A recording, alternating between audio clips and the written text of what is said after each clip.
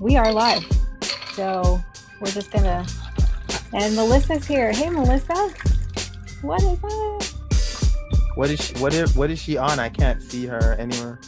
Are you on StreamYard? Yeah. Go to the comments. Oh. And then, Hi. hi. I guess I don't get to respond. But hi.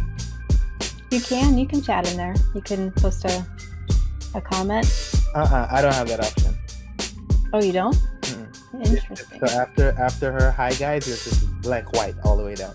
So at the bottom, you don't see anything? Mm-mm. Oh, okay. All right. So what we're doing tonight, this is episode 8 of Mixed Politics. Welcome, everybody. And we're doing a live Q&A. And we had asked you guys to submit questions to us. We did get a couple, but feel free to leave your comments here in the comments section wherever you're watching, if it's Facebook, YouTube. And by the way, we're streaming on my YouTube channel instead of Mixed Politics YouTube channel. We probably shouldn't go into that story, but YouTube has rules that we didn't follow, or I should say I didn't follow. I didn't know about them. I think that the rule that they have that once you enable the live stream option on your channel, you have to wait 24 to 48 hours before you can actually go live. Pretty sure that's to, I guess, prevent people from creating sock accounts and live streaming really inappropriate things. Yeah. But for our channel having been up for a few months, I would have thought that that wasn't necessary. But here we are. So we are we are streaming on my YouTube channel, and then we will post it to the Mixed Politics YouTube this week as our regular episode. So thank you to everybody who submitted your questions. If this is your first time here, if you're catching a live, you're just like, oh, I'm going to go see who's live today. And boom, here we are. This is Mixed Politics, where we have mixed drinks. We talk politics. And we are not party affiliated, either one of us. So we kind of give, I'm not mixing my drinks tonight. I'm just going straight Baileys. Yeah, you've had a rough day. So tell me what you're drinking, Stainy. Oh my God, I was so scared. I thought you were gonna ask me. So tell me about your rough day, and I'm like, no. I already know about your rough day. Now, what are you drinking? Bailey's. What is this? Irish cream. So I don't know what's in it. It is Straight? Brown, and it's got some rum. It's a cousin of rum somewhere. Wow. And also, this is my first meal of the day. Dude. This is the first. Actually, I had half a can of ginger ale. So this is it. So I'm here. I'm ready, and I'm ready to go. What are you drinking, Beth? Let's never talk about me. I am drinking a White Claw watermelon, and it's okay. I've had White Claw before. This is not my basic. I know it is super basic.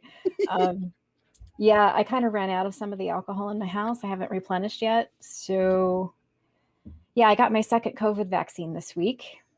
And I'm one of those odd people that had a bad reaction to the first one, but I was pretty okay with the second one. So, all right, yes. We have Silencer Brooklyn. Yes, you may ask a question. Whatever you want. If it's appropriate, we'll answer it. Please don't ask any inappropriate stuff, because I'm just not going to answer it. I'm from the UK. Was the election a fraud? Ooh, do you want to take this one first, or do you want me to take it? I mean, we both could take it, but I can go first. No, the election was not a fraud. There was nothing fraudulent. The administration, the Trump administration officials that were running the DOJ, the Department of Justice, declared this election the safest and least fraudulent of any recorded election in history. So if those people are, and other people have said it, but if those people are saying it, then we don't need to talk to anybody else, because their jobs are to monitor cyber attacks, monitor all of these various different things that could affect an election.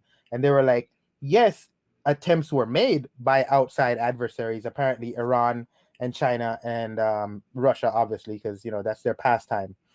That's what they do on their spare time. But none of them were significant enough to even like be worth a mention.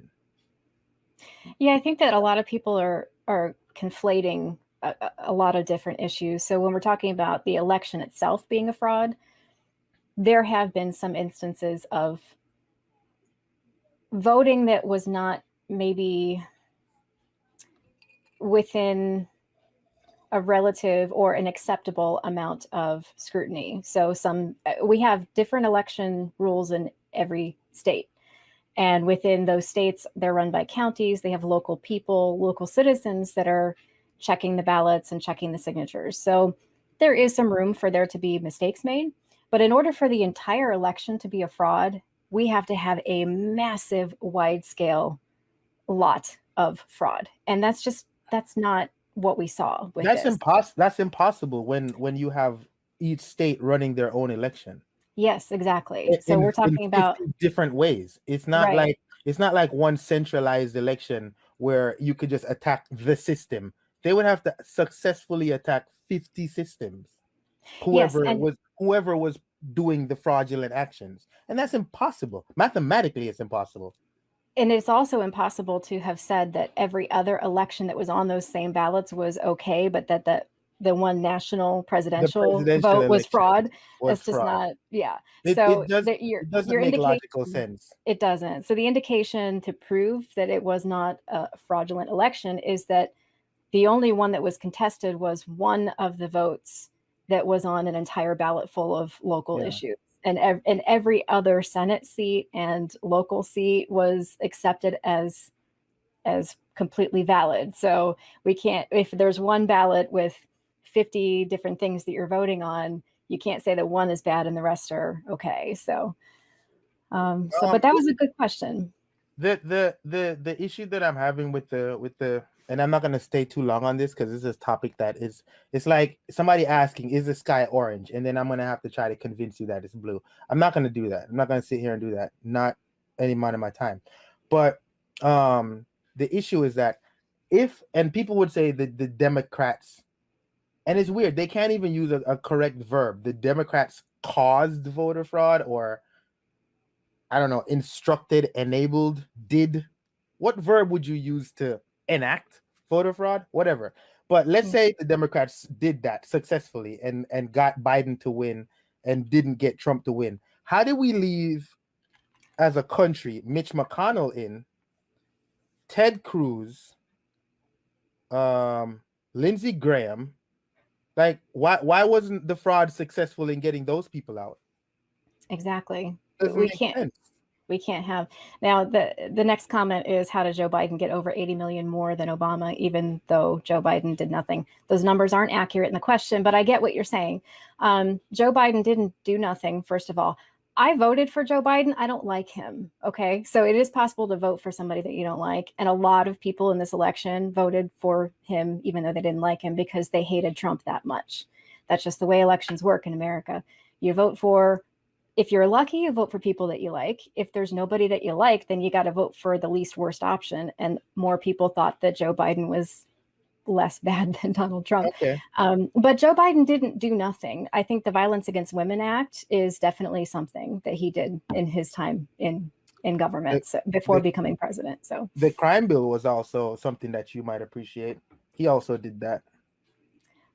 Yeah, there's a lot of that's two. There's a lot of debate about the crime bill itself, whether it was good or bad. But I don't like it, but he did it. So the argument of him, he did nothing. Like, we just pointed out two things that he did himself. So it's not nothing. So we're going to move on from that. As for, whatever people did to win the election legally by our election laws, a lot of them I don't agree with. I don't agree with corporations spending $10 million on a candidate. But by our election laws, whatever they did that resulted in a winner being called a winner, we are now in April. Holy crap, we're in April. I'm really not interested in talking about stuff that happened last November. So if you still want to cry about it, get some tissue and go cry about it. Sorry. We have, and also not sorry. I don't give a shit. Yeah, there's no apology necessary for that. This is what it is. And we've had several elections where we've had two terrible candidates, and we had to choose which one we thought was going to be better at running the country for the short term. And that's just where we are. So Yeah, it wasn't a fraudulent election by the election laws that we had to abide by. Okay, let's see. So there's a lot of chatter here in the comments I'm about not Donald Trump and interested in Joe any of Biden. that Yeah, chatter. we're not going to rehash that. We've already done episodes on that, so you're welcome to go back and look at our prior episodes. But Melissa's got a comment here, a question. Who do you think is the most underrated in politics today? I love this question. I love this. I think Tim Ryan from Ohio is very underrated. He has done some fire speeches on the House floor.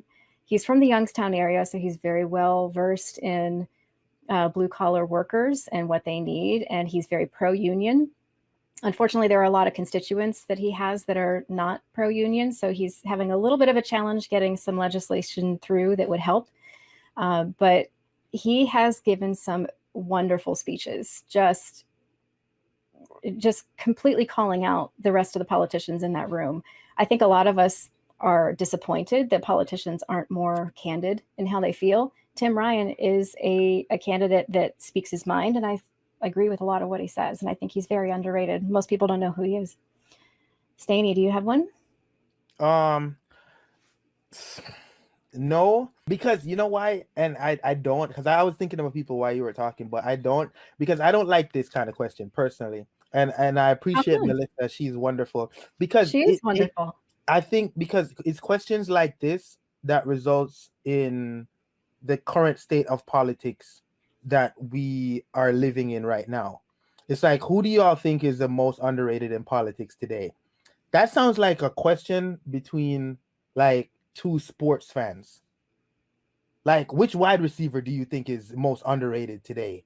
Like, you know, is it Odell Beckham? Is it whatever? And it turns politicians into these like caricatures or like superstar figures, where it's like that. I can't remember the post, but the one guy was saying was just like people think of politicians as like religious beliefs, or like, you know, who do you believe more, or who do you think is underrated, or who do you think is a star or whatever. And it's like subjective. This is the reason why we had a movie star, or sorry, a TV star end up being president, because we are all for, as a collective, and I'm even including myself because I fall prey to it sometimes, where we are all for the show, the pony show, the song and dance. Like, who's more, like, you know, Joe Biden gets called Sleepy Joe, or Jeb Bush, you know, he's low energy. It's like, I don't give a crap if somebody wants to sleep or be low energy or not be fun or not be whatever. Can you do the job that we sent you to do? So exactly. in terms of underrated as a person or a politician, I don't really know. If you ask me who was doing a terrible job, then man, I could give you a wonderful answer. Or if you ask me who was doing a great job, or, you know, which up and coming person is doing the most, you know, maybe like a young senator or somebody. Maybe let me ask you the question this way: who is the number one politician in the House or Senate that you like, to the point that that you wouldn't just let them get hit by a bus if you saw it coming? You'd actually push them out of the way so they didn't get hit by a bus because you appreciate them that much. Is that a better way to ask? All right. Adam Schiff. Really? Schiff in the House. I really like his no nonsense answers to questions, and the way he argues logically, especially when he's on these, you know, shows with the pundits and analysts and stuff like that. You know, he'll say stuff that I guess partisan politics wouldn't want him to say, but he'll say it because it's true. And I started having a deeper respect for him because he was doing that. Whereas it's like, man, why are you saying that? That's not going to be good for the party. And he's up there just like, I don't care. This is the truth. Straight face. And I'm like, well, okay. All right. I'll take that. Yeah, that makes sense. And his name doesn't get called up much because he's in the House. Right. And people in the House, like, we have over 400 congressmen, congresswomen, congresspeople in the House. And like, a lot of people know AOC and maybe Marjorie Taylor Greene.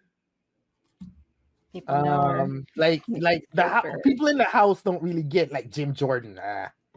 Like on average, you can name about 10 people who were in the house. Well, what does that tell you though? That those are the people that are in front of the camera most of the time. Right. The people in Which front of the means, camera most of the time are the senators in the higher chamber. well, no, but even people in the house, the ones that people know about are the ones that are on camera all the time, not actually Yeah. doing their job, but just being on camera and doing interviews and stuff, Right. you Right. know? So yeah, I'm not, again, we are not party affiliated here. Neither one of us are fans of the Democrats or the Republicans. So I see we do have some trolls.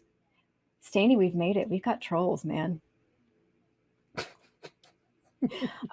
It's entertaining to see people who are very, let's just say, clingy to a party. That's not how we are here. We're going to be critical of anybody if they're doing dumb shit, and we're not going to be critical. We're going to give applause for people who do good things.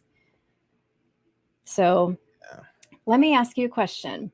What was the first election you voted in, and who did you vote for? I already know the answer to this because we talked about it a few weeks ago, but since we haven't talked about it in our episodes, probably most people that listen to us don't know the answer to that question for either of us. I'm trying to remember what I told you so that I don't like. Well, just say the truth. You don't have to. No, it's just wow. Which election did you first vote for a president? I think, and I could be mistaken. I think I might have voted for the whole John Kerry, George Bush thing. Mm-hmm. But the first election that I like, because I think at that point it was just like basic duty, and I don't even remember the line. I don't remember if I filled out a ballot and mailed it in. But the first election I actually went and voted in was the first Trump election. I think so, before I left, because I watched the election in another country. Like election night, I wasn't even here, but I think I voted before I left. I can't remember. Beth, that was so long ago. Doesn't it seem like forever ago? It does. I definitely remember voting in this one though. I know where I went. I remember. I know. Hi, Alyssa. I definitely voted the previous election. I remember I went to Morse Road and I voted there. Yeah. If that was the first one, then it was not for Trump because I have a brain. But if that wasn't the first one, then it would have been Kerry. I know for a fact though, I can tell you, I never voted for Obama either time. That was the part that shocked me. Why did it shock you?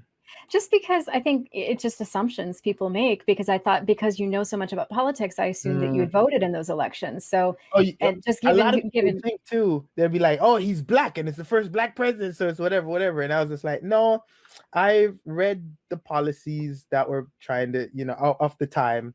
And I just wasn't motivated. I just wasn't interested at the time. Like I was following politics, not as much as I am now, but I wasn't interested. And plus, it was kind of like a gimme. The first one was against who? John McCain. John McCain, not Herman Cain. John McCain. Yeah. And then the second one was against Mitt Romney? Yes. Okay. It's like that's why it's like Michael Jordan versus Sam Cassell. Yeah. That's why I would have thought it. Whether you watch or not, Jordan's gonna win.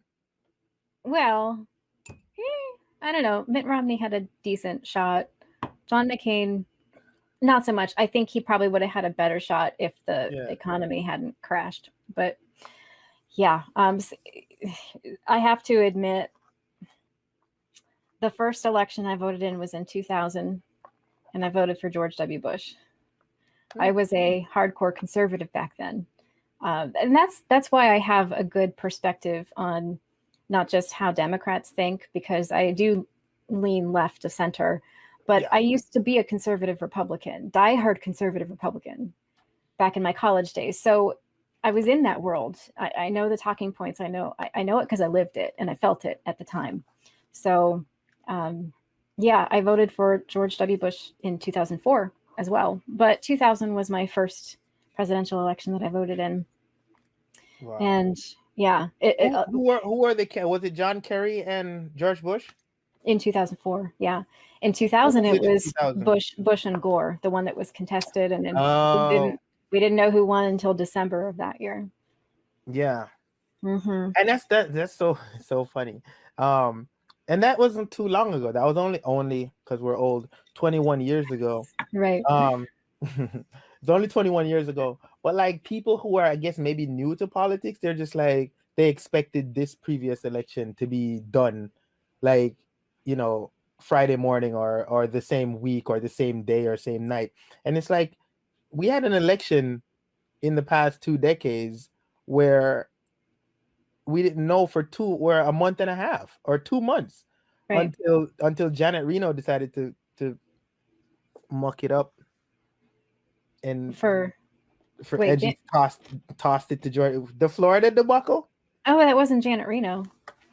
What? That was Catherine Harris. She was the Attorney General or Secretary of State in Florida, the one that made the final decision. It was so why was Reno's name getting thrown around in the mud? I have no idea. I have absolutely no idea. And it went to the Supreme Court, and they decided to stop counting the votes. So, yeah, what a mess. But I have a whole scrapbook that I made back then. That's so weird. It's so funny that happened, and we had the experience of that 21 years ago. Yeah. And people expected like the same, like people were hoping for that in this election. They were just like, it's gonna go to the Supreme Court, and the Supreme Court's gonna give the win to Donald Trump, and like because he had already appointed 3 of his buddies, and like this time the Supreme Court was just like, we don't want it, we don't even want it to come here, right? We don't even want it. Figure it out somewhere else. We don't want it. It was embarrassing. The last time it happened, it was embarrassing. They didn't want to have to deal with that again. And by the way, some of those court cases, state court cases that went to the Supreme Court were declined. Thumbs down from even the Trump appointees. They said, get out of here with your fraudulent stuff. It's not fraud. So boom, you're gone. Yeah. It's already been litigated many, many times. I want to say hi, Alyssa. She's here. She's watching on my YouTube channel. Alyssa and I are in a couple of Discords together. So, All right. Next question. Is there any event that sparked your passion for politics? If so, what was it? Melissa coming in with the great questions today. You go. Me? Okay. Let me think. I'm trying to decide which one to tell because I could go really deep with one of these. Okay, let me say there was an issue that I've been on both sides of. I used to be very, very, very pro-life. And I was mostly because I was heavily influenced by the religion that I was a part of at the time, and heavily influenced by the people I hung around with. And I didn't fully understand that being pro-life does not mean, or actually say being pro-choice does not mean pro-abortion. I didn't know that at the time. So I thought that if I personally wouldn't ever want to get an abortion, that I had to be pro-life. Now I know a lot more. So I am pro-choice, but what changed my mind, and this is what sparked my passion for politics, when I really got deep into it, because I've been politically involved since I was 20 years old. But it wasn't until my mid-20s that I became pro-choice. And that was because of a personal event that happened in my life. And I finally got it. I finally understood that it's not up to me to choose for somebody else what they want to do in that situation. So I would say that was when things clicked for me. And I realized that being involved in politics doesn't have to be a terrible thing. It's about the issues that mean the most to you because of a personal impact or an impact to somebody in your life, or that you just have the empathy necessary to fight on behalf of other people. And so I would say the pro-life, pro-choice argument or issue was what really sparked my passion to bring empathy into the equation and make sure that I leverage my voice to fight for people, regardless of whether it impacts me personally. So can I comment on that and ask you follow-up questions on that, right? Yeah. course. Why do you think that at that point in your life before the switch, for you and a lot millions of American people, that something that's a private decision between the woman and her significant other, would be father of the child or whatever, and her primary care provider, doctor, OBGYN, whatever, whatever. Why do you think that an issue that involves only those people is a national political issue where people have to take sides on? And before you answer, I'd like to point out that I think that is stupid as fuck. Yeah, I agree. It is Because stupid. you don't get to decide if I drink orange juice with pulp or not. But we have on the ballot if you should have a kid aborted or not. Personal issues are not political issues. That's always been my stance. But for stupid people, it is, and I don't know why. Like, I don't just look at an necessarily. issue and be like, is this dealing with actual government issues, or is this a personal issue for this person? If it's personal, leave it personal. Ain't got nothing to do with me. I wouldn't say it's just stupid people, because there's a lot of very intelligent people that are passionate about one side or the other, and want to make it a political issue, not because they're stupid, but because they don't necessarily understand what it means to be in that position. And it is a very, very deeply emotional issue for people Mhm. who want to save the babies. I get it. I understand why they think that Yeah, then abortion's wrong. go I join a get it. nonprofit and save the babies. What does that have to do with Congress? Well, It shouldn't. because it's about control. That's really what it is. We've talked about this in one of our prior episodes, that the Republican Party currently, and I would say this goes back about 20 to 30 years, they don't have issues that are actually designed to improve Americans' lives. They are on the cultural issues. This is one of them. So when you have nothing else to really push, and you have Mhm. nothing that really is going to, they don't have infrastructure plans. They don't have any, they go for the culture wars. Abortion is part of the culture war. And so what they know, it's not just what they think, what they know is that they can pull on the heartstrings of people. That gets them to the ballot box. They don't have to have workable issues that improve unions or improve the working conditions in corporate America. They're not targeting that. They're going straight for the gut, and they're saying, save the babies.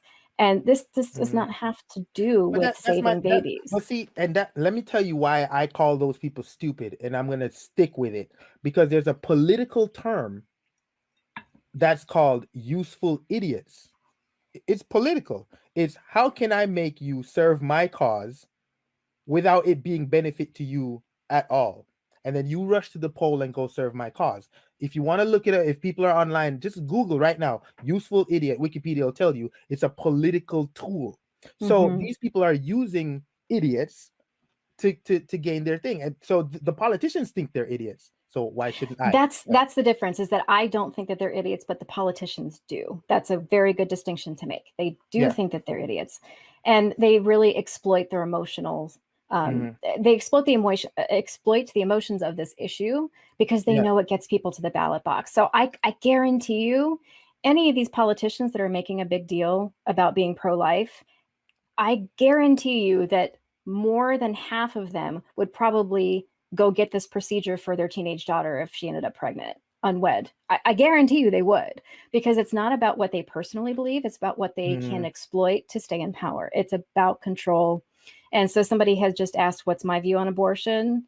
And I don't know, Stain, if you want to answer this, but me personally, I literally do not know if I would get one or not. I don't know. But that's not the point. The point My is, it's not I up can to answer. me to decide for anybody else. And that's I that's the whole point of being pro-choice, is that despite what I personally would do, yeah. I haven't been in, I mean, I've been in the position of, oh my God, what if? Because I was sexually assaulted in December of 2006. Full disclosure. Sorry about not getting a trigger warning before that. But that was what changed my mind, because I finally understood that even though I didn't get pregnant from that incident, I finally understood that, oh my God, maybe I would. What would I do? I was But never faced with that decision, but I finally got it, that it's not about what I personally feel. It's about me mm, deciding that for myself with the privacy of my doctor. period. Okay, so I can answer for the fucking world to record. My view on abortion is I don't care. I think Does that's it look like I can have a fucking abortion? That's like Mm-mm. asking me if I prefer pads to tampons. I don't Good fucking care, dude. I don't care. Good answer. So I don't go to the ballot pretending to care about shit that I don't fucking care about. I don't care. Mm-hmm. I do not care. Right. So I refuse. I'm a live and die and not form an opinion. If you want to go have an abortion, go have one. If you don't want to go have an abortion, don't have one. Right. That's the crux of the issue, is that you make the decision on your own. And the way to decrease the instances of people requiring abortion is to make sure that they're educated about how this works. Most people, I guarantee you, most people don't know. Most people don't know how a woman's cycle works, let alone when she can get pregnant. And we could also have a whole separate discussion about what happens when men are asking for sex and their significant other turns them down. Do they get mad? Probably, but they shouldn't, because that's her choice to say no. And if she doesn't say no, you might end up needing an abortion. So it's all related. So I'm sure you can hear like the frustration in my voice, because like our podcast is called Mixed Politics. The channel is called Mixed Politics. The Q&A is called Mixed Politics Q&A, and we're here talking about a social private issue that is max between 3 to 4 people. That's not politics, people.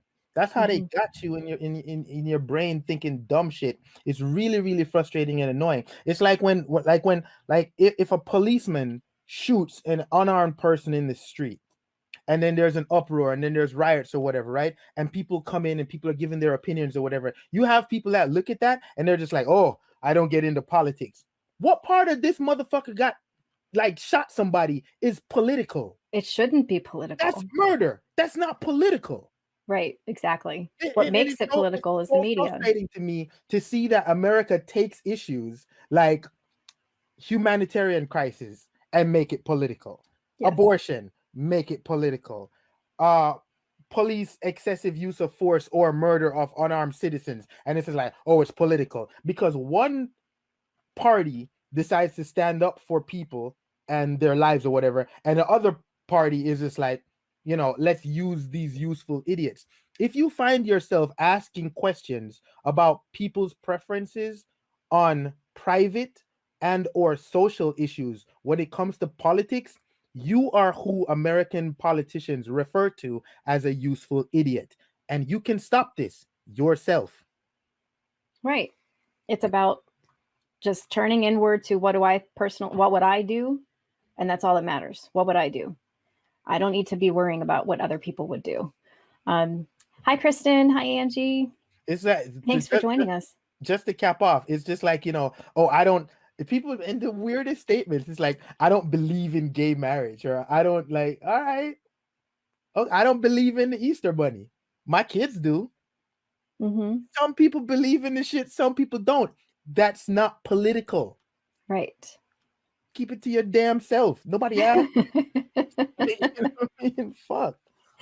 A lot of the things that we talk about are on our podcast really relates to how people discuss these things. And we do work, we work in our personal opinions on certain stuff. But the main topics that we discuss are how the media is covering things. And then we try to break it down and show how it's crap, how the media spins stuff. And it's because the media is profit driven. They need ratings to make profit. And therefore, that's what they have to stir people's emotions up. So they basically have recently, the mainstream media has taken what politicians used to do just in local news broadcasts. And now they've splashed it out for everybody to see 24 hours a day. It's continuing to make all this stuff political when it really shouldn't be. That's what, like, whenever I hear somebody say, you know, I don't get involved in politics or whatever. And then I press just a little just to find out what you think politics is. Because right now, politics to me is the filibuster. Are we getting the infrastructure bill passed? Right now they have it at apparently the jobs for American jobs plan is a huge deal. That also includes the infrastructure. And they're talking about it's possibly, so earlier this week, some politicians said that it's gonna increase jobs by like 9.37 million, but then other research companies came in and it was just like, no, it's going to be about 2.37 million. So a lot of the Democrats that were supporting the bill had to be backtracking like, oh, we didn't mean 9 million, we only meant 2 million, but maybe in the future it could. And that's politics to me. Mm-hmm. That's politics to me. Right. Should we have kids in cages? That ain't politics. But Right. politics can fix that. Yes. Right? Should we Yes. be having abortion or not? That's not politics. And politics cannot fix that. Because I promise you, well before medical procedures for actual abortion, men were kicking women downstairs, punching them in the gut. There was hangers being used. I can give you a list of horrific ways that you can do your in-home unsafe, about to kill everybody abortion. That's not Yep. politics, man. Yeah, just banning something doesn't make it go away. You have to, if you want to lessen an instance of whether it's people using guns to shoot a whole crowd of people or Yeah. people getting abortions, if you want to lower the necessity or what people think is a necessity to have those things, Mm-hmm. you need to take away their desire for it in the first place. Yeah. And so if you want abortion to go away, banning it doesn't make it go away. What makes it go away is people not getting pregnant. And by not getting pregnant, that means making sure they have access to birth control, making sure that they're educated about how their cycle works, making sure that people aren't pressured into having sex when they don't want it. The same people who are against abortion are the same people who are against Planned Parenthood. Yes. That provides contraceptives. Right. Like it's just so confusing. Like sometimes I'm really excited about politics sometimes, but I'm not excited about the people's perception of what politics is. Mm-hmm. I'm not. That's Like, why we're politics. here. Politics to me is the stuff that's talked about on the Senate floor. And I promise you, the funny part about it is abortion hardly ever gets brought up. Nope. Watch it. No, they do that on the campaign trail and like Yes. on the fucking stump when they're yelling at their constituents. And then they get to Washington and they're dealing with infrastructure, the military, the budget, how we're gonna deal with student loan repayment, et cetera, et cetera. It's like all of the stuff that they get you riled up about that you really think matter of fact, just go anywhere, Google Mitch McConnell and abortion. He doesn't even talk about it. He don't care. No, he really doesn't. He don't care about no. But it gets people to the polls. So you're right. They do talk about it on the campaign trail. Melissa said we shouldn't be debating human rights. We should be debating how to budget to solve problems like infrastructure and climate change. And I agree. Yes. The state of our roads, the state of our airports, the state of our hospitals, whether they're public hospitals, things of that nature. That's if we can get new, better buses, if we can widen the roads, if we can get high-speed rail, like every other developed nation in this world can move you from New York to Chicago in like 3 hours on land. We can't do that here because we have made bribery legal and called it lobbying. That's politics. Yes. You're right. Totally. So for the rest of the night, please don't ask me about any goddamn social issues that I don't care about, because I'm gonna be this and I might cuss you out. I don't care. Somebody asked Angie Schwan. Is that a family member of yours? Yes, she's my beautiful sister. Did I say it correctly? Is it Angie? Yes. Yes. Okay, Angie Schwan asked, who was my favorite president? I don't have a favorite president, Angie, because I don't see them as like sports stars. I see them as people who are supposed to be doing the bidding of 250 to 350 million people. So I'm not a fan of presidents. Matter of fact, I voted for presidents, and none of them that I voted for were I a fan of. Would not have invited them to my home, would not have sat down and ate with them unless I have nothing else to do. I wouldn't seek them out. Not a fan.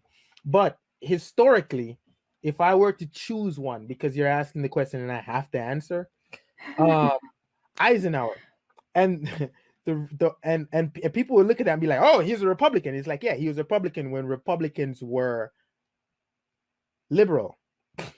Yeah. So that's a whole different thing. Yeah, read the Republican platform from 1954.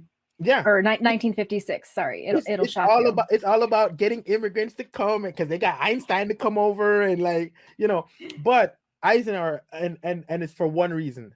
When I was a child, I learned that the interstate system was created by Eisenhower, or maybe his administration. Mm-hmm. And the interstate system was such that for every X amount of road, I don't remember what the number was, for every X amount of road on an interstate, there has to be 1 mile of dead straight. And I learned that when I was like 9 or 10. For every, however long an interstate is, every certain interval, there needs to be 1 mile of just straight. And the reason for that was, if there was ever another world war, a World War III, and I think maybe it was probably used in World War II, I'm not sure, don't quote me. But if there was ever another world war, we needed to land planes at the ready. So we needed 1 mile of pretty much runway. Gotcha. For them to land planes. And when I read about that as a kid, I was just like, this motherfucker's spitting.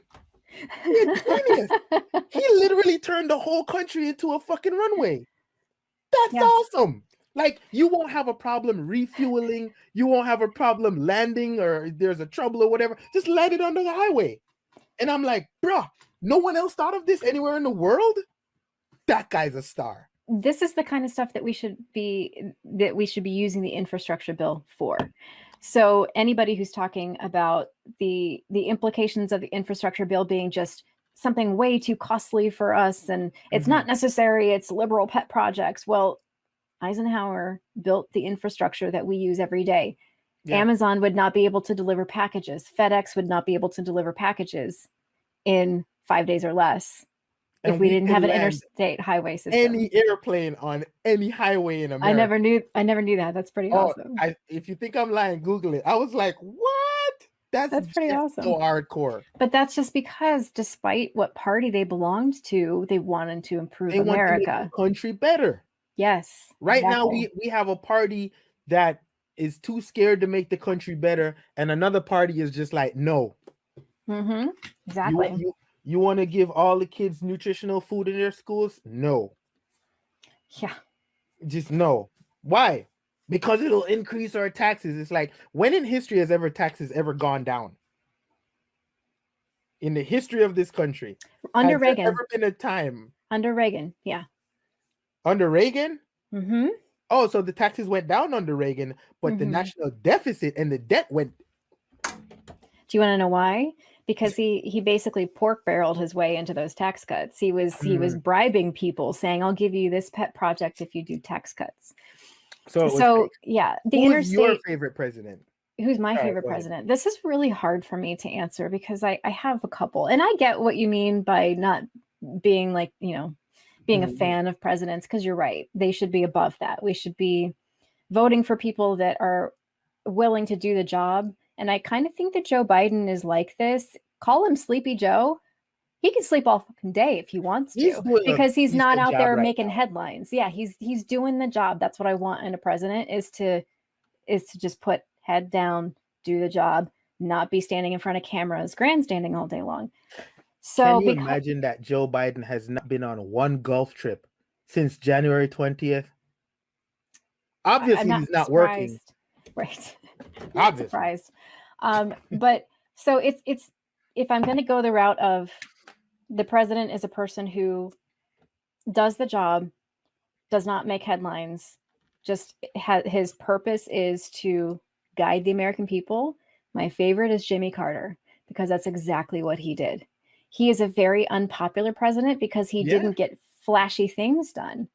But he saw his part of that job was to stay out of people's lives, inspire them to want to do better. He put solar panels on the roof of the White House, which were then taken down by Reagan. But he was setting an example. He saw himself as a leader that leads by example. And that's what I think every president should do. Don't expect the American people to do anything that you wouldn't do yourself. He led by example. Allow me to cut you right there, because that cuts into the heart of where we're living right now. You say lead by example, and almost everybody knows leaders lead from the front. You out there first with sleeves rolled up doing it. I will remind you that on January 6th, the then president riled up thousands of people and said, we are going to go march down Pennsylvania Avenue. We are going to the Capitol and we are going to whatever. And then he jumped into the beast and went to the White House and watched 5 people get killed on TV. On TV. Yeah, he sat and watched TV. Yeah, that is not what a leader does. That ain't it. That's a cult leader. That's what a cult leader does. That's not what a presidential leader does. That ain't it. So I like that Jimmy Carter knew that he was never going to ask the American people to do something that he wouldn't also do. He cut energy expenses at the White House. He turned the lights off. He said, I can work by candlelight if I need to. He set the example. So I like him for that. Now, if I'm talking about what most people like in a president, the the good looks and the well-spokenness, and then obviously the charm, the cowboy hat and the horse. I am not going to say Reagan. Reagan is the first. Now, I was born under the Carter administration, but too young to really, So Reagan was the president that I grew up with as a child. I like that he was a good communicator, but his policies were so destructive that I can't even say that I like him anymore. I have to go back to Kennedy. I mean, he really inspired a nation. He was really inspirational. He was. I mean, he was the one who said, we're going to get to the moon. And everybody was like, are you fucking crazy? We can't do that. And he goes, we're going to get to the moon. You know what I love about the inspiration of getting to the moon, even though it was, us against the Soviets in the space race or whatever, his motivation, his motivational speech to the country, it was so simple that even like a third grader could understand. And that's what made him so inspirational. He didn't get up there with big words, with $3 words. He wasn't ostentatious. That's a $3 word. and he literally said, we are going to do this not because it is easy, but because it is hard. I love that line. And we do hard things. Yes, and he was that right. Was it. And I was like, all right then.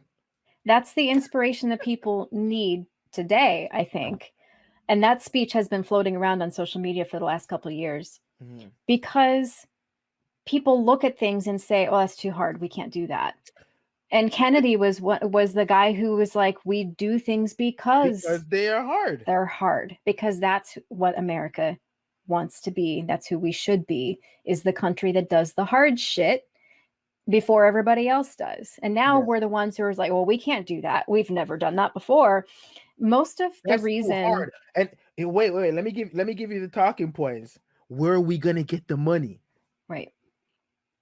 Back to my comment. Go ahead. Money. Go on. Back to my comment about Tim Ryan and how I think he's one of the most underrated politicians today. He stood up and he blasted the Republicans in the House. Just recently, he gave a speech and he said, when all you people wanted these tax cuts for the corporations, not a single one of you asked where we were going to get the money. But then the economy crashed and all you people are looking for handouts for all these businesses. And now we're trying to actually do something for the people. And you're like, where are we going to get the money? That's why I like him, because he lays it out. That's exactly the truth. That the only time Tim Ryan, the only time people ever ask where are we going to get the money is when it's for people. Yes, when it's for the American people and not for. So if you look at, all right, so the military budget is about 27% of our budget. It's not even the whole thing. It's 27%. I think the last time I checked. The current budget proposal for the Pentagon is $753 billion. And let me just let you know, the people who are listening, the budget for the Pentagon always gets passed. Always, 100% of the time. If somebody had come in and say, you know what, we want 1.3 trillion for the Pentagon, they would just go, okay, every time. So what I want you to do is I want you to take that number, 753, and divide it by 365. That is how much money the Pentagon spends per day. That's over $2 billion per every single goddamn day. They wake up and go to work at 4 a.m. and by 9 a.m. they will have spent $2.3 billion. And it's somebody's job to make sure that the checks get sent out, the money gets paid, whatever, whatever. So Yep. you mean to tell me that we can find $2 billion a day for 27% of the budget, but stupid motherfuckers keep asking, where we gonna get the money? Mm-hmm. Same place we get $2 billion a day from And our taxes. yes, and nobody wants to be the first to stand up and say that there's wasteful spending at the Pentagon or that we could cut the defense budget. You want to know why? Because Ronald Reagan beat it into our heads as a collective society that we have to be the strongest. We have to have greater defense than any other nation on this earth because of the Soviet scare. I He understand that. leveraged that, but I'm just explaining that. But why is so much? The next country is like, the next country spends 200 billion. We spend 753. Like, we couldn't spend 350. We couldn't spend 4, 5, 6, 650, 680. Like, we really got to get to 800. No, but that's what I'm saying. What I'm saying is, over time, at every opportunity when anybody with a half a brain could look at it and say, we spend way too much on defense. Not a single person has the balls to stand up and say that we spend too much on defense. What they do is just increase, because go back and look at any of the policy platforms, any of the campaign trail nonsense that happens in prior elections. If anybody voted down a defense spending bill, they would have gotten completely, the career's over. So politicians want to stay in office. They want to stay in power. So they have to say yes, yes, yes, yes, yes, which means we have a lot of wasteful spending. And every time there is a, what was that jet that was just built a couple of years ago that was completely F-35? The F-35 to this day still can't fly. All of that was wasted money. $1.9 trillion. If this were a corporation, obviously the board would look at that and say, okay, well, we can decrease our budget because we spent way too much and it didn't do anything for us. But again, nobody wants to be the person that says no to defense spending. That's why it just keeps increasing, wasteful spending, no revisiting. Everybody says thumbs up to everything they want. So I know you probably don't get involved with this, but I do, because I like the geopolitics. I like the international politics as it relates to us. But just so you know, especially since you brought up that jet, China, about 5 years ago, completed their version of the F-35 jet. It is flying. I'm sorry, I said it. They have 3 versions of it. They have one that can take off regular. It flies down the runway and takes off. They have another one that can take off vertically. It has a massive fan like underneath it, so it can land anywhere it wants, like a helicopter. And then there's another one. So they have 3 versions of the same F-35, same stealth capabilities, same bombing capabilities, same speed, same range, or whatever. They completed and finished it. And I want to let you know that China's military budget annually is $280 billion. Oh my God. And they have jets that we don't have. It's because they're driven more by results. Yes, they're driven by results, whereas Americans are driven by what makes them feel good or feel bad. It's all about feelings. It's not about truth. It's not about reality. I know a lot about that these past few months. So I'm glad that Lex was able to be here for a little bit. She couldn't stay, but she's going to watch the replay. Thanks, Lex. Appreciate you coming. Yes, definitely. All right, so we got... Alyssa, there are a lot of issues that become political and are fueled by fear, because fear is a very useful tool to use against useful idiots. See if everybody, and I know this is very, what is the word, pompous or arrogant of me. If everyone was to think like me for just a second, and every single time somebody asked you about an issue that they claim is political, but you know for a fact before you even answered that it's not, if you were just like, I don't care, then they couldn't make it political. True. That's a very good point. That simple. Right. Well, I think that a lot of people are so, for lack of better terms, self-absorbed when it comes to their politics. They vote for things that impact them personally. I vote for things that don't necessarily impact me. Yeah. Because to me, like you said, it's not political. It's about what's the right thing to do. What is the greatest good for the greatest number of people? I don't have to personally be impacted by something to know that it's good for society. And I will give you the perfect example. I do not have children. I will not have children, but I still pay all of my taxes that go to support local schools. Do you want to know why? Because I want an educated society. Because there's nothing worse than the high cost. I think Barack Obama said this. He's like, if you think that that public schools are expensive, wait till you see the cost of ignorance. It's true. I mean, it is That's very heavy. expensive, and it's heavy, but it's so true because Yeah. yes, it costs a lot for our kids to be educated in this community, but it's worth it because if they're educated, they can do something with their lives. They can have something, they can have a life, they can have a future. And I don't have to have children to know that it's the right thing to do to educate other people's children. And that's just the one example of how I vote. It's about what is going to benefit my community and my country and the world, which is again why I like Jimmy Carter, because look at what he's done with his life after he was president. I He's don't know been why people building. hate that guy so much. They hate him because they're thinking politically, not from a humanistic standpoint.